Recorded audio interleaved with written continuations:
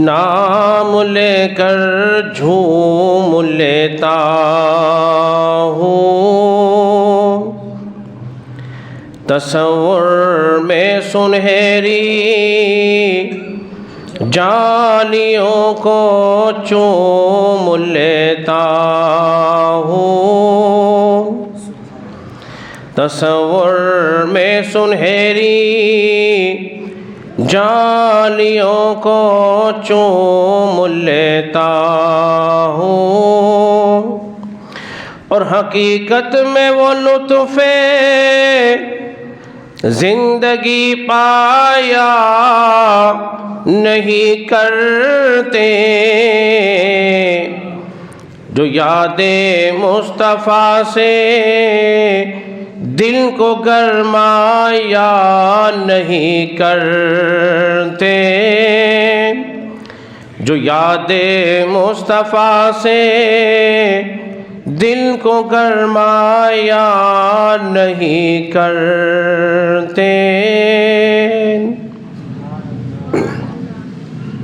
حمد و صلوات کے بعد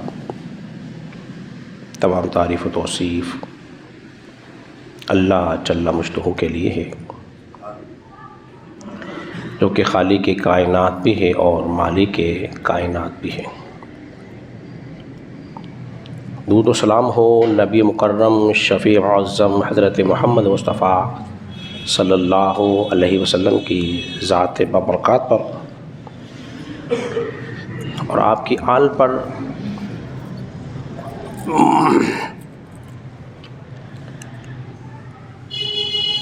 تمام حاضرین سامعین لائق صد احترام،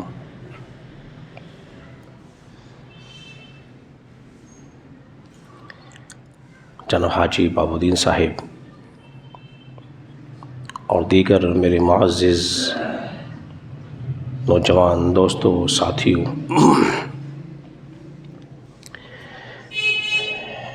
اللہ کا شکر ہے، اس کا فضل ہے کہ اس نے ہمیں جمعۃ المبارک کی بابرکت سعادتیں عطا فرمائی ہیں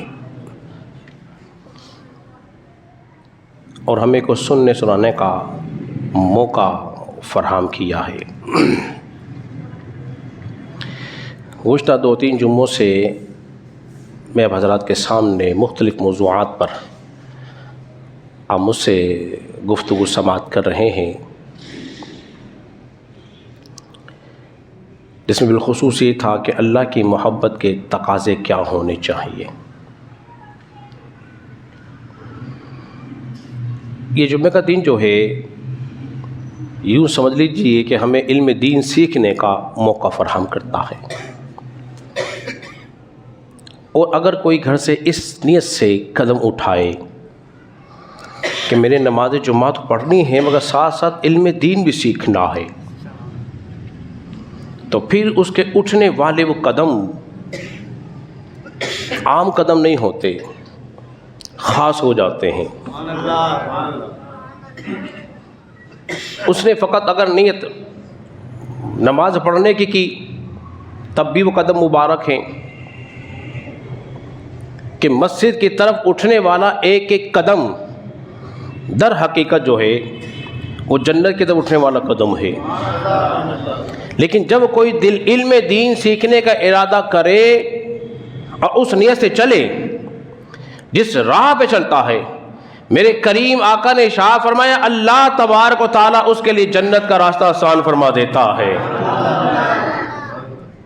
سہل اللہ لہ طریقا الی الجنہ، اللہ اس کے لیے جنت کا راستہ آسان فرما دیتا ہے۔ اور آپ حضرات جانتے ہیں کہ جنت میں جانے کے لیے ایک ہی راستہ ہے، وہ ہے پل صراط سے گزرنا ہوگا، اور پل صراط تلوار سے تیز، بال سے باریک ہے، ہر ایک کا گزرنا اس پہ سے آسان نہ ہوگا، مگر قربان جائیے جو علم دین حاصل کرنے کے لیے قدم اٹھاتے ہیں ان کے لیے اللہ تبارک و تعالیٰ اس راستے کو آسان فرما دیتا ہے۔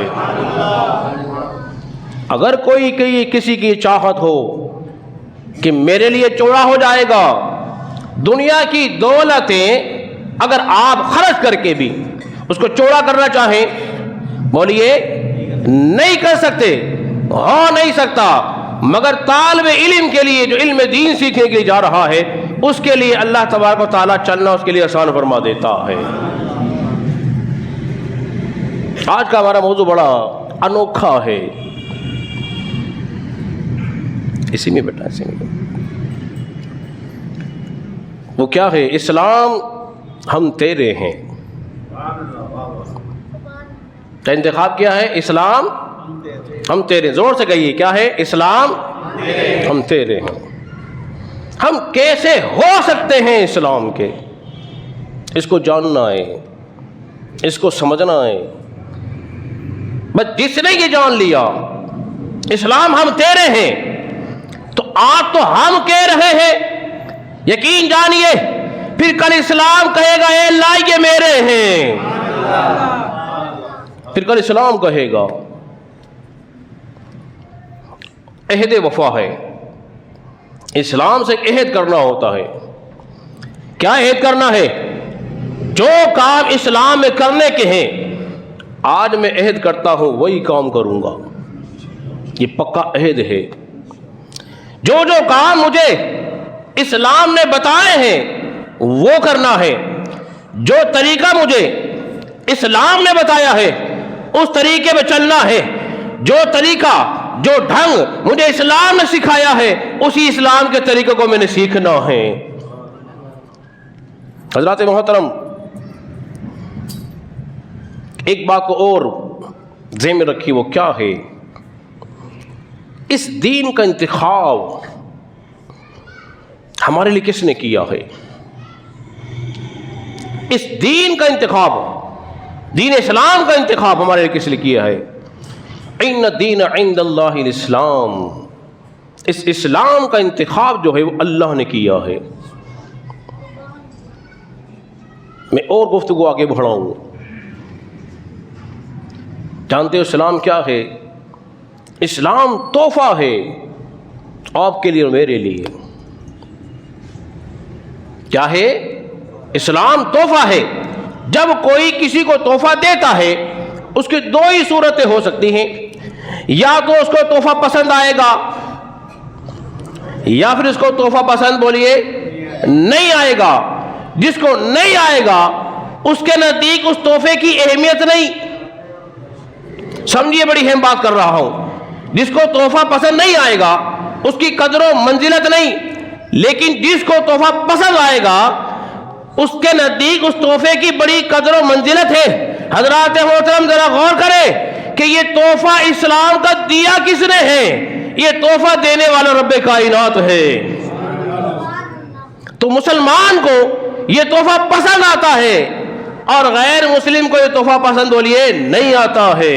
جب جو مسلم ہوگا، جو مومن ہوگا، اسلام کو ماننے والا ہوگا، وہ اسلام کے احکام کو مانے گا بھی، دل سے قبول بھی کرے گا اور دل سے قبول کر کے ان پہ عمل پیرا ہونے کی کوشش بھی کرے گا، پھر کہے گا اسلام ہم تیرے ہیں۔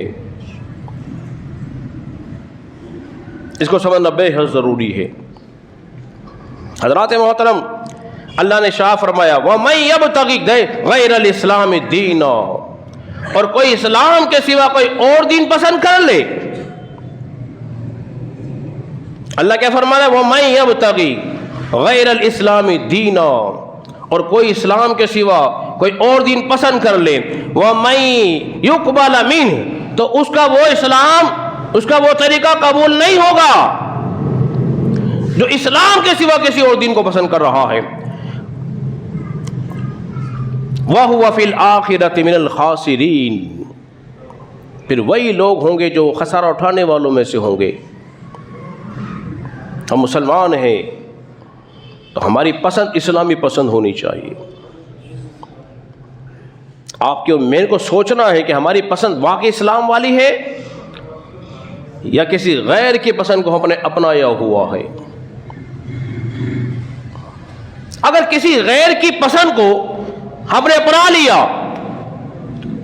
اسلام کے مقابلے میں، پھر تو نقصان اٹھانے والے ہوں گے، اور یہ نقصان دنیا کا نہیں ہوگا صرف، آخرت کا نقصان بھی ہوگا. مگر چونکہ دنیا کی رنگینی میں کھو گئے ہیں، احادیث میں آتا ہے، جیسے میں پہلے بتا چکا ہوں آپ کو، ایک وقت آئے گا، آج ہم یہ بولی بول رہے ہیں، وقت کی بات ہے. اگر آج ہم نے بولا اسلام ہم تیرے ہیں، ہم اسلام کے بیٹے بن جائیں، تو پھر اسلام کے بیٹوں کی سوچ اسلامی ہوگی، اسلام کے بیٹوں کی سوچ طریقہ اسلامی ہوگا، غیر اسلامی نہیں ہوگا. اگر غیر اسلامی ہوا تو پھر ہم اسلام کے بیٹے نہیں ہو سکتے. پھر ہماری نگاہ اسلامی والی ہوگی، ہماری زبان بھی اسلامی والی ہوگی، اور ہمارا کردار بھی اسلام والا ہوگا. تب جا کے ہم یہ دعوے کہہ سکتے ہیں اسلام ہم تیرے ہیں.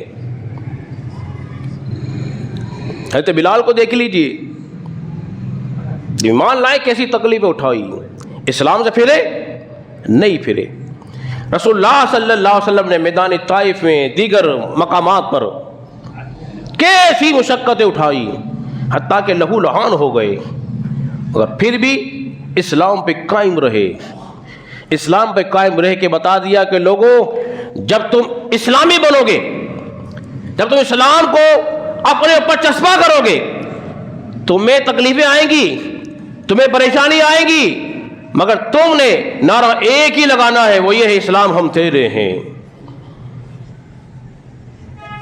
پھر جب کل قیامت کا دن ہوگا، اسلام کے منظر کسی رسول اللہ صلی اللہ علیہ وسلم بیان فرمائی. ابن ماجہ کے اندر حدیث مبارکہ موجود ہے. آج ہمیں اسلام کی رنگینی نظر نہیں آ رہی، کیا وجہ ہے؟ نبی پاک علیہ الصلوۃ والسلام نے شاہ فرمایا، آپ نے فرمایا یدرس الاسلام، اسلام پرانا ہو جائے گا، اسلام بوسیدہ ہو جائے گا.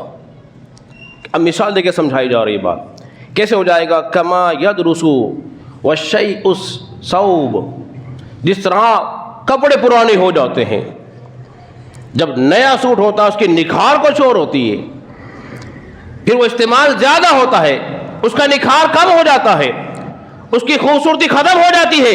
ایسے ہی وقت آئے گا، اسلام بوسیدہ ہو جائے گا، اور پھر نام رہ جائے گا، فقط نام. پھر لوگ کہیں گے ہاں ہم نے اپنے بڑوں سے سنتے تھے، وہ ایک کلمہ پڑھا کرتے تھے، لا الہ الا اللہ محمد رسول اللہ. پھر نماز ان کے نزدیک کوئی اہمیت والی نہ ہوگی، روزہ ان کے نزدیک کوئی اہمیت والا نہ ہوگا، زکوٰۃ بھی کوئی اہمیت والا نہ ہوگا. یعنی کہ فقط وہ نام کے ہی رہ جائیں گے، کام کے نہیں رہیں گے. یاد رکھ لیجئے، جو اسلام سے وابستہ جو چیزیں ہیں، جب تک ان کو اپنائیں گے نہیں، کامل بنیں گے نہیں. اس بات کو سنیے اور سنو، قیامت کی بات کر رہا ہوں. نماز بھی آئے گی، قیامت کا دن ہوگا جب نماز آئے گی. اللہ پوچھے گا تو کون ہے؟ حالانکہ اللہ جانتا ہے، اور نماز کہے گی اللہ میں نماز ہوں. اللہ فرمائے گا ہاں تو خیر پر ہے، خیر پر ہے. روزہ بھی آئے گا چل کر، پھر زکوٰۃ بھی آئے گی، حج بھی چل کر آئے گا. اللہ سب سے فرمائے گا تم خیر پر ہو. پھر اس کے بعد اسلام چل کر آئے گا. ارے بولیے نا زور سے سبحان اللہ.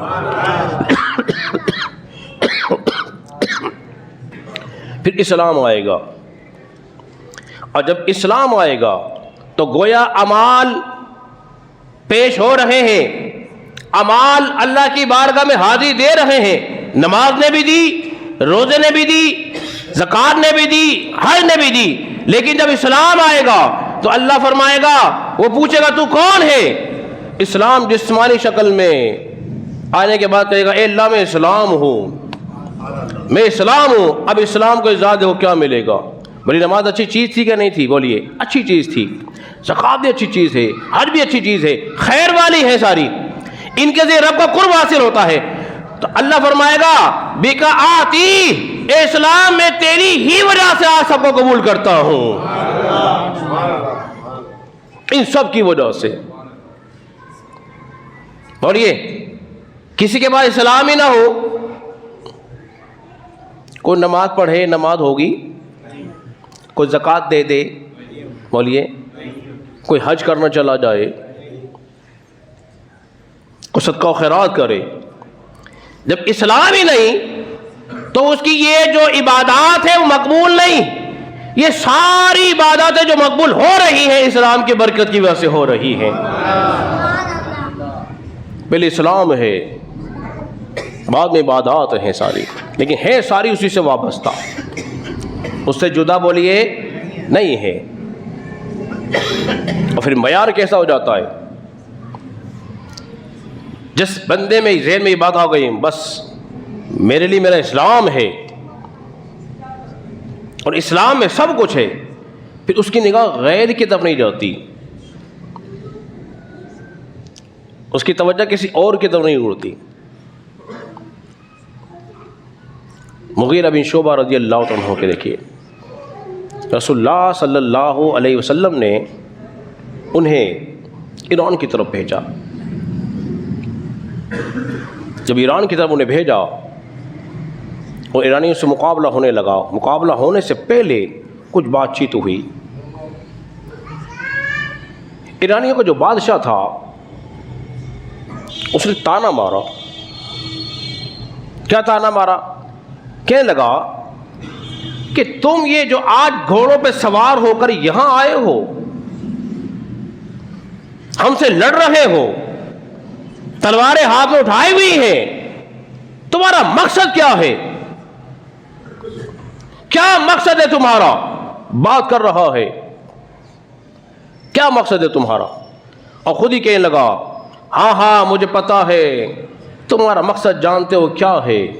تمہارا مقصد یہ ہے کہ تمہارے علاقوں میں سبزہ نہیں ہوتا، تم بھوک کے مارے ہوئے ہو، تو پیاسے ہو، تمہیں غلے کی ضرورت ہے، تم لوٹنے کے لیے آئے ہو، تم ہمیں قتل اس لیے کرنا چاہتے ہو ہمارا غلہ لے جائیں۔ تانا مار رہا ہے، کس کو؟ اسلام کے بیٹوں کو تانا دے رہا ہے۔ جب اس نے ایسی بات کی اور ساتھ ساتھ کہا دیکھو ہم تمہیں قتل کرنا نہیں چاہتے، ہم تم سے لڑنا نہیں چاہتے، اور غرور کے ساتھ کہنے لگا ہم تمہیں قتل کر کے اپنی زمین کو خراب نہیں کرنا چاہتے۔ غرور گھمنڈ سے کہہ رہا، حالانکہ خود ہی پلید تھے۔ انما المشرکون نجس، جو مشرک ہوتا ہے بولے کیا ہوتا ہے؟ ناپاک ہوتا ہے، اور مسلمان اگرچہ گناہ گار ہو پھر بھی پاک ہوتا ہے،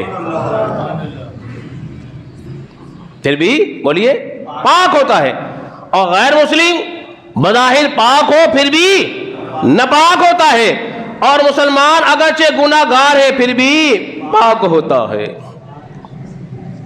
جب اس نے اپنی گفتگو کو مکمل کر لیا تو مغیرہ بن شعبہ نے بول پڑے۔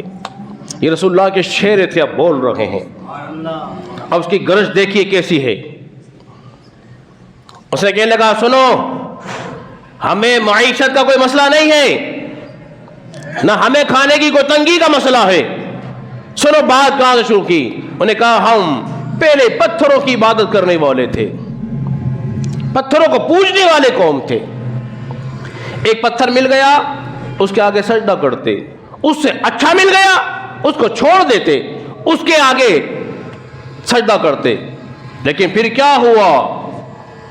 پھر ہوا یہ کہ اللہ تبارک و تعالی نے ایک رسول کو مبعوث فرما دیا، اس نے ہمیں ہدایت دی، ہمیں اسلام دیا، اور یاد رکھ لو جب اسلام مل گیا ہے نا تو ہم تم سے لڑنے کے لیے آئے ہیں۔ تم نے کہا ہم تم سے لڑیں گے نہیں، ہاں ہاں